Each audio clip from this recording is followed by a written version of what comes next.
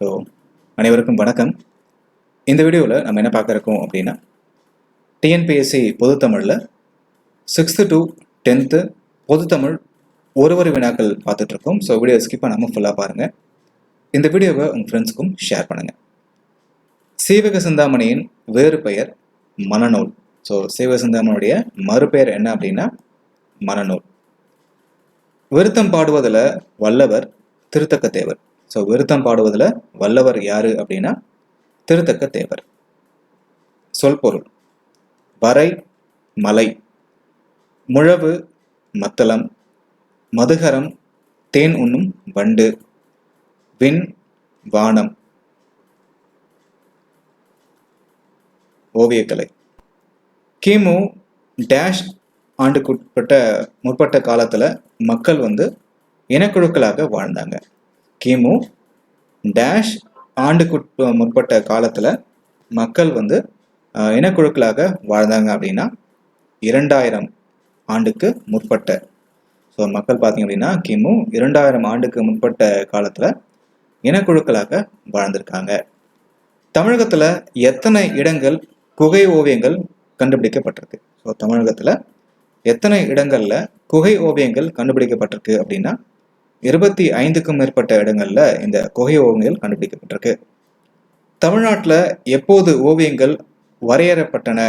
So தமிழ்நாட்டில் எப்போ ஓவியங்கள் வரையப்பட்டன அப்படின்னா சங்க காலத்திற்கு முன்னாடியே. ஸோ சங்க காலத்துக்கு முன்னாடியே தமிழகத்தில் இந்த ஓவியங்கள் அப்படின்றது வரையப்பட்டிருக்கு. ஓவியங்களை முதலில் எவ்வாறு அழைச்சாங்க அப்படின்னா கண்ணெழுத்து அப்படின்னு அழைச்சாங்க. ஸோ ஓவியங்களை முதல்ல கண்ணெழுத்து அப்படின்னு அழைச்சாங்க.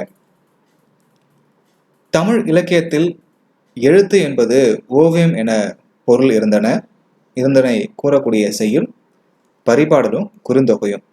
ஸோ தமிழ் இலக்கியத்தில் எழுத்து அப்படின்றதுக்கு ஓவியம் என பொருள் இருந்ததென கூறக்கூடிய செய்யுள் பார்த்தீங்கன்னா பரிபாடலும் குறுந்தொகையும். பழங்கால மக்களுடைய எழுத்துக்கள் சித்திர எழுத்துக்கள். ஸோ பழங்கால மக்களுடைய எழுத்துக்கள் பார்த்தீங்கன்னா சித்திர எழுத்துக்கள். ஓவியம் வரைவதற்கான அடிப்படை. ஸோ ஓவியம் வரைவதற்கான அடிப்படை ஒரு நேர்கோடு, கோணக்கோடு, வளைகோடு. ஸோ வரையறதுக்கு தேவையான பேசிக் என்ன அப்படின்னா நேர்கோடு, கோணைக்கோடு, வளைகோடு. நேர்கோடு, கோணைக்கோடு, வளைகோடு மூலம் வரையப்படும் ஓவியங்கள் டேஷ் எனப்படும் அப்படின்னா கோட்டு ஓவியங்கள் அப்படின்னு சொல்லுவோம். ஸோ நேர்கோடு, கோணக்கோடு, வளைகோடு மூலமாக வரையப்படும் ஓவியங்கள் என்னன்னு சொல்லுவோம் அப்படின்னா கோட்டோவியங்கள் அப்படின்னு சொல்லுவோம். ஓவியத்திற்கு பயன்படுத்தப்பட்ட நிறங்கள் சிவப்பு, கருப்பு, மஞ்சள், நீலம். ஸோ வரையறதுக்கு பயன்படுத்தப்பட்ட கலர்ஸ் பார்த்தீங்க அப்படின்னா சிவப்பு, கருப்பு, மஞ்சள், நீலம். நடுகள் வணக்கம் பற்றி கூறுவது. நடுகள் வணக்கம் பற்றி கூறுவது தொல்காப்பியம். ஸோ நடுகள் வணக்கம் பற்றி கூறுவது எது அப்படின்னா தொல்காப்பியம். போர்ல வீரமரணம் எய்திய வீரனது உருவம், பெயர், பெருமைக்குரிய செயலை எதன் மூலம் பொறிச்சாங்க அப்படின்னா நடுகள்ல பொறிச்சாங்க. ஸோ ஒரு போர்ல வீரமரணம் எய்திய ஒரு வீரனோட உருவத்தையும் அவரோட பெயரையும் பெருமைக்குரிய செயலையும் எதன் மூலம் பொறிச்சாங்க அப்படின்னா நடுகள் மூலமா பொறிச்சாங்க. ஓவிய கலைஞரின் மற்ற பெயர்கள். ஸோ ஒரு ஓவிய கலைஞரோட மற்றொரு பெயர்கள் என்ன அப்படின்னா ஓவு, ஓவம், ஓவியம், சித்திரம், படம், படாம், வட்டிகை செய்தி. சரிங்களா? இது எல்லாமே ஓவிய கலைஞருடைய மற்ற பெயர்கள். எழுத்து என்பதனை பொருள் ஓவியம். எழுத்து அதோட பொருள் என்ன அப்படின்னா ஓவியம். ஓவிய கலைஞருடைய மற்ற பெயர்கள்.